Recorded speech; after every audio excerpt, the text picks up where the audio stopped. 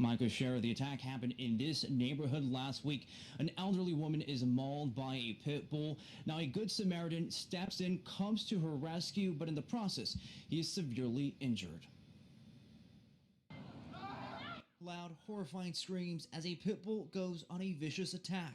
And at one point, he got me, and then he got me in the other arm, and he started pulling me into the street.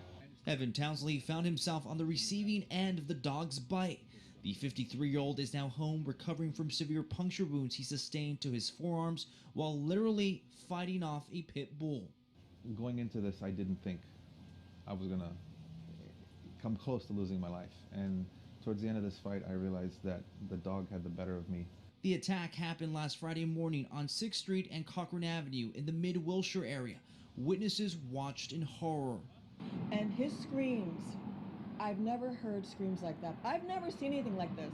But Evan wasn't the dog's original target. The Good Samaritan encountered an elderly woman being mauled by a near 100-pound pit bull. She was screaming. The blood was coming at that point out of her shoulders and her arms. It was everywhere. It was like a bad movie. A trained fighter himself, Evan knew he had to intervene and use his martial arts skills, but he quickly realized he was no match, even after using a knife. I looked down and I noticed my knife was broken. I had broken my knife off in the dog somehow, and I also realized I couldn't move my arms or my fingers anymore, and that he could then bite me by the neck. So I started pleading with people around for help. Police eventually came and were able to subdue the animal. Both he and the woman named Anna were hospitalized. Evan didn't know Anna prior to this, but they have since reunited after the traumatizing experience. It was a very emotional meeting. She thanked me. She thanked me for stepping in. She blessed me. She told me that I was her hero, which I took to heart.